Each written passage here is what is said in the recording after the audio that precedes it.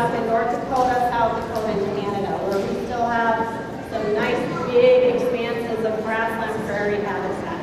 So the further up in that kind of habitat area you go, the more likely is to see a short-eared owl during the afternoon.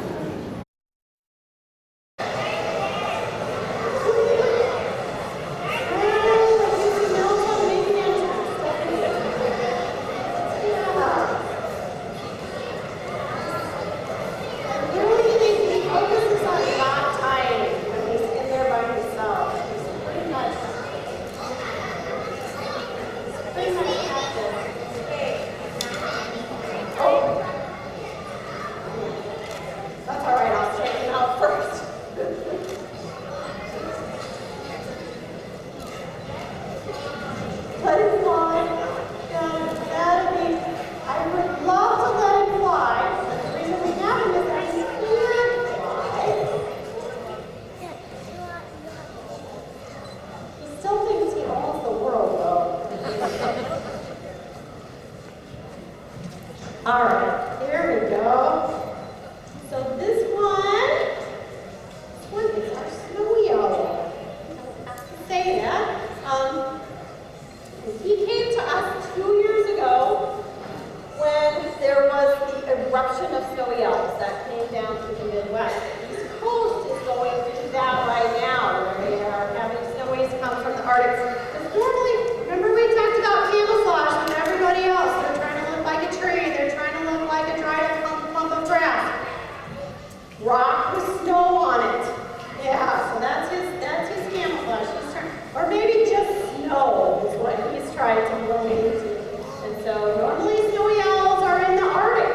And so he has all sorts of adaptations to blend into that habitat and to deal with very, very cold weather. And so juveniles are young birds, and they had lost a lot of weight. They were traveling this down south, way out of their normal range. This guy weighs just about 4 pounds right now. The females weigh about 4.5 pounds. They were coming in weighing just over 2 pounds. So most of them have lost half their body weight.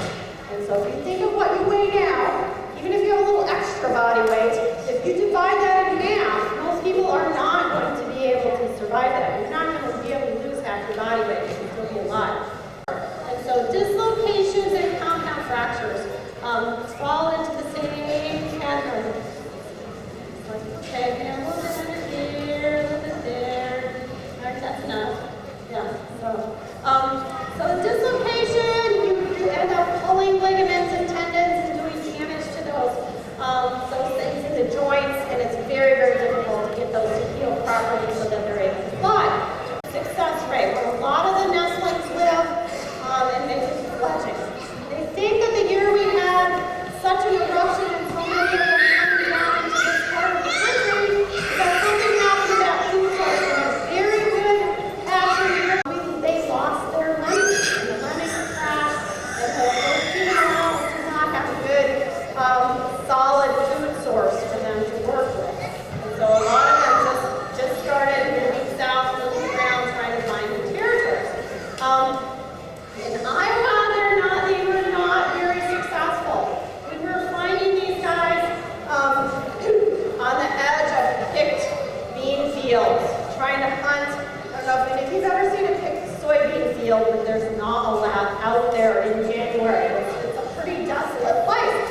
But the structure of that is a lot like the tundra. It's just big, open, flat areas. And so these guys, and they were showing up at airports. They were showing up in these areas that looked like the tundra, big, open, flat spaces, but didn't have the prey that they were looking for. Our short-eared owl, which is our prairie species, they hunt on the wing. They will hunt from the air.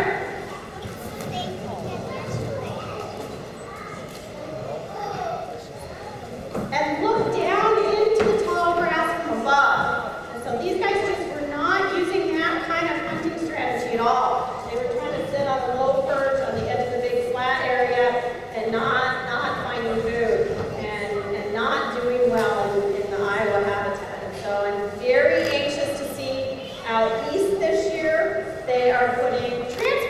snowy owls. So along the eastern coast, they have snowy owls coming down over there this year. And we are trapping them at airports in dangerous situations where they're not supposed to be.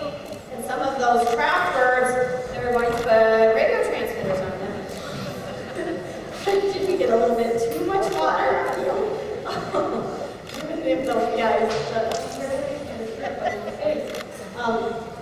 and so it's Project Snowstorm. If you want to look up where snowy owls are hanging out on the East Coast, you can go to that Project Snowstorm webpage, and they have the locations from the transmitters on that webpage. And they're finding very, very interesting things as to how far they're traveling, where they're spending time hunting. They'll have really good information on how long those birds survive, if they're able to head back up north, or not. And so that will be some really good information for finding out new things on trying to that.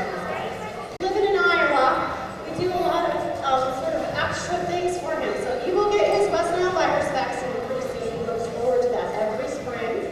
And we decided that July in Iowa that's not really good for snowy owls. And so we have one pen that we use for our swans and our pelicans, animals that come in the wintertime that need to have it warm. And so we have an insulated pen that we're able to heat. And so in the summertime, we end up doing the opposite. We put an air conditioner in the window and put our snowy owl in there. And he has about 78, 80 degrees all summer long. The other benefit of the air conditioner is that it takes the humidity out of here. It cuts down on a lot of the fungal sorts of things that Arctic animals really wouldn't be adapted to being around. So the air conditioning is really useful. Yeah, air conditioning. He's been great with this 20 below zero stuff. I'm done with that.